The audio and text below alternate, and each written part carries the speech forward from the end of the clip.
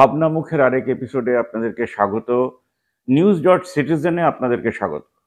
কালকের দিনের বেলাটা ছিল অন্ধকার সময়, কারণ আমাদের দেশে যারা চাকরি পেয়েছেন 26,000 মানুষকে কালকে চাকরি থেকে বার করে দেওয়া হলো। তার কারণ ছিল যে তার ভেতরে 6 থেকে 7,000 মানুষ কিছু মিনিস্টারদেরকে ঘুষ দিয়ে চাকরি পেয়েছেন।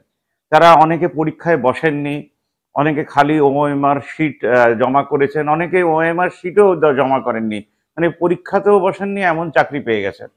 এমন এমন ফ্যামিলি আছে যারা আমাদের সরকার চালাচ্ছে, যাদেরকে তৃণমূল বলা হয়, তাদের ফ্যামিলির 4-5 করে চাকরি পেয়েছে। তার মানে একটা জিনিস ভীষণভাবে ক্লিয়ার, যেটা কোর্ট বলেনি এবং আমাদের হয়তো কোনো চ্যানেলও বলবে না, যে আমাদের দেশের মানুষেরা সরকার চালাতে জানে না। আমাদের দেশের মানুষ সরকার চালাতে জানে না। এবার বলবেন 11 বছর ধরে চলছে, অ্যাকচুয়ালি সিস্টেমটা 1000 বছর ধরে চলছে। সেখানে আইএএস অফিসার বা আইপিএস অফিসারের আলাদা করে কোনো ইনপুট নেই, কারণ তারা আমাদের দেশে ক্রাইসিস দেখেনি। আর যারা দেখে বড় হয়ে এসছে তারা এই সিস্টেমে ঢুকে গাড়ি বাড়ি এসি বাস তাদের হয়ে গেছে, তারা মানুষের হতে পারেনি। কারণ আপনি একটা করাপ্ট সিস্টেমে যদি ঢোকেন, সেখানে যদি দেখেন কোটি কোটি লোক করাপ্ট, তারা সারাদিন শুধু অঙ্ক কষে যে দিনের শেষে তাদের ব্যাংকে কত থাকবে আর মর্গে কটা লাশ পড়ে থাকবে যেখানে তাদের কোনো হাত থাকবে না, তাহলে সেটাকে সরকার বলে না। আমরা খুব সহজে সরকারিকরণ হয়ে যাই। কেউ তৃণমূল হয়ে যায়, কেউ বিজেপি হয়ে যায়, কেউ কংগ্রেস হয়ে যায়, কেউ ডিএফআই হয়ে যায়, কেউ এসইউসিআই হয়ে যায়, কেউ ডিএমকে হয়ে যায়, কেউ জনতা দল হয়ে যায়, কেউ আম আদমি হয়ে যায়। কিন্তু কেউ বেসিক্যালি দেখে না যে তার কাজটা কি সেই পার্টিতে জয়েন করে। তাই তারাও আজকে ভিকটিম। আজকে যারা তৃণমূল করেন তারা ভিকটিম, যে চোরেরা চুরি করেছে তারা বিজেপিতে গিয়ে জয়েন করেছে। তার মানে বিজেপির ভেতরে এই মুহূর্তে সব চোরেরা রয়েছে, এটাকে ধরেই নেওয়া যাক। আমি বলছি না যে শুভেন্দুবাবু আলাদা করে চোর, বা ওদের যে আরেকটা নেতা আছে ডক্টর বাবু, তিনি আলাদা করে চোর, কিন্তু ইন্টায়ার টিমকে যখন আপনি দেখবেন তখন মনে হবে আরে এরা তো সবাই চোর। সেভাবে তৃণমূলকে দেখলে মনে হবে সবাই চোর, কংগ্রেসকে দেখলে মনে হবে সবাই চোর। কারণ আমাদের যে টোটাল সিস্টেমটা 46% run by 46% criminals of India. তাই সুপ্রিম কোর্টের রায় কিচ্ছু যায় আসবে না। আপনি ভেবে দেখুন আমাদের দেশে যে অভয়া কাণ্ডটা হলো, যেটা এখনো চলছে কেস, সেখানে থ্রেট কালচারকে আমাদের দেশে সুপ্রিম কোর্ট অ্যাড্রেস অবধি করেন, যে কালকে তোমার ঘরে এসে কেউ তোমাকে থ্রেট করতে পারবে না, সেইটুকু করার ক্ষমতা আমাদের দেশের ভদ্রলোকেদের নেই। যারা এত ল পাস করে আসেন তারা দেশের গরিবী দূরীকরণ করতে পারবেন না। তারা এই যে এসএসসি, যারা সিলেকশন প্রসেসেই সবচেয়ে প্রথমে ভুল করেছে, এসএসসি কে উড়িয়ে দেওয়া হলো না, তাদের চাকরি খাওয়া হলো না, যাদের জন্য আজকে আমরা এই ক্রাইসিসে রয়েছি। তাদের ম্যাক্সিমাম হয়তো 2-4টে কথা শুনিয়ে দেবে, যেমন যোগী সরকারকে কথা শোনাচ্ছে আমাদের সুপ্রিম কোর্ট। সে বলতে পারছে না হেন্স যদি একটা বুলডোজার হয় ইউ হ্যাভ টু রিজাইন, বলতে পারছে না। 10 লাখ টাকা ফাইন দিতে হবে। 10 লাখ টাকা কোথা থেকে ফাইন দিতে হবে? সে তো ট্যাক্স পেয়ার্স মানি। তো যোগী আদিত্যনাথের কি যায় আসে? আবার অনেকে বলছেন যে next prime minister of India is Yogi Adityanath. যারা এই কথাটা বলছেন তারা কতটা বাচ্চা সুলভ হতে পারেন, কতটা চাইল্ডিশ হতে পারেন, যে চোখের সামনে দেশের লোকের বাড়ি উড়িয়ে দেওয়া হচ্ছে আমাদের বুলডোজার দিয়ে। তাহলে আমরা যারা পাকিস্তান বাংলাদেশকে খারাপ বলি, তারা ইন্ডিয়াকে কি করে ভালো বলি আমার জানা নেই। যেহেতু সরলীকরণ রাজনীতি হয়ে গেছে আর সরলীকরণ চিন্তাধারাও হয়ে গেছে। আজকে অভয়ার কেসে থ্রেট কালচারকে এখন অবধি অ্যাড্রেস করা হয়নি। যে মানুষটি রেপ করেছিল তাকে জেলে পোড়া হয়েছে, কালকে শাস্তিও দিয়ে দেওয়া হবে। তার খুন করার কোনো কারণ নেই। খুনের মোটিভ অবধি এখন অবধি কেউ বড় বড় করে সামনে তুলে ধরেনি বা সেই সত্যি কথাটা বলতে পারছেন না।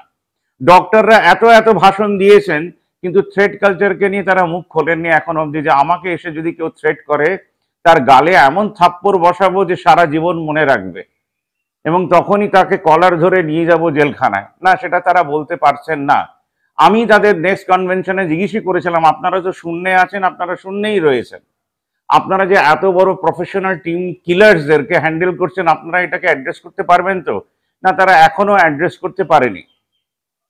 তাহলে আমরা ঠিক আজকের দিনে কোথায় দাঁড়িয়ে আছি?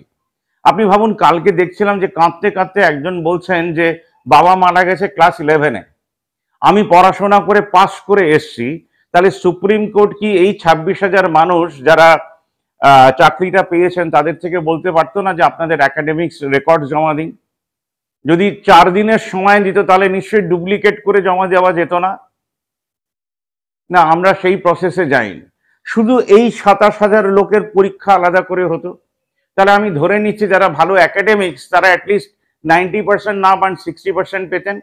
কিন্তু যারা ওএমআর শিট লেখেনি, জমা দেয়নি, বা কিছু না লিখেই জমা দিয়েছে, তারা আবারও শূন্যই পেত না। এই ধরনের কোনো প্রচেষ্টা করা যায়নি। আর ইতিহাসের কোন পাতায় যে গভর্নমেন্ট যাদেরকে চাকরি দিয়েছে, ভুল করে হোক ঠিক করে হোক টাকা খেয়ে হোক, তাদের যদি চাকরি চলে যায় তাদেরকে টাকা ফেরত দিতে হবে।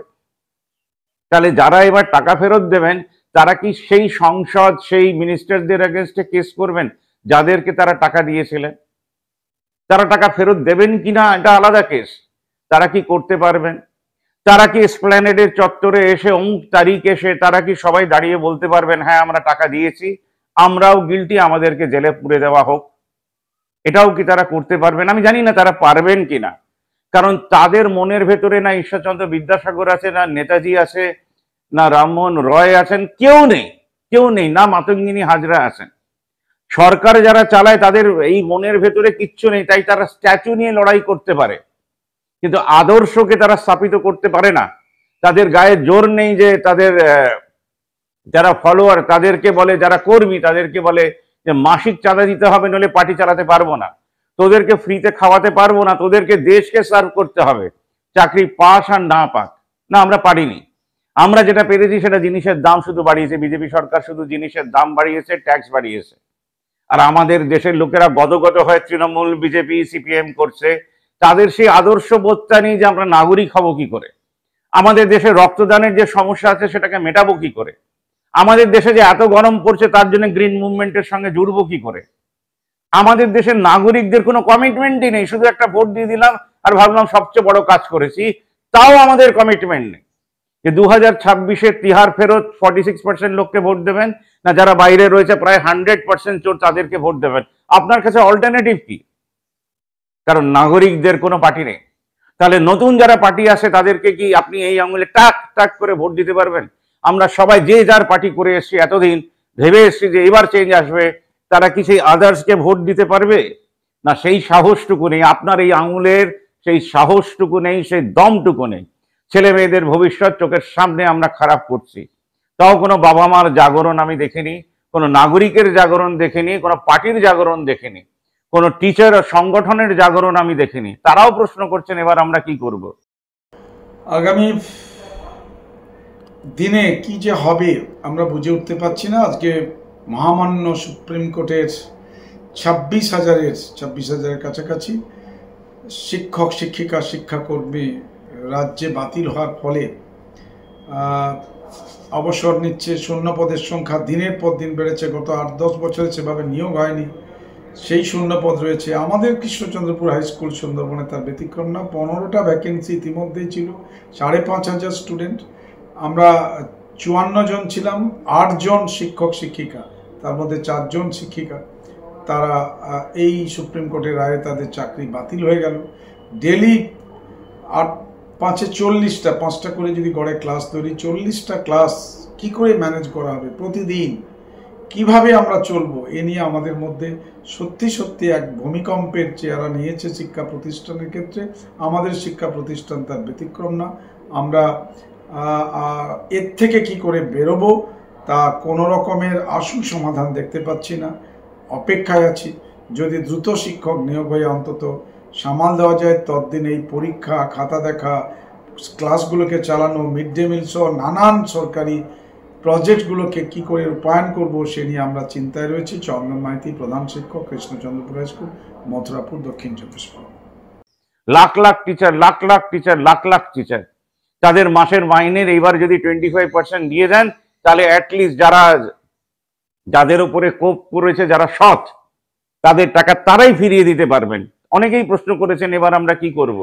তাদের পাশে আমরা দাঁড়াতে পারবো।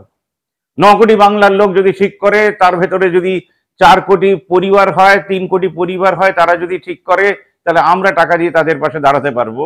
এইটুকু আমার চ্যানেল থেকে বলতেই পারি। কিন্তু কমিটমেন্ট কোথায়? আমি কারোর ভেতরে কমিটমেন্ট দেখিনি। নাগরিক হতে চায় না, একটা দেশের লোক নাগরিক হতে চায় না, সে নাগরিককে স্তম্ভ হিসেবে দাঁড় করাতে চায় না। সে চায় না যে সংসদে আমাদের দেশের অনেস্ট লোকেরা যাক, কাজ করে যাক। তারা এখনো ভাষণে বিশ্বাস করে। তাই বাইরে সকাল হচ্ছে আর ভেতরে হচ্ছে অন্ধকার।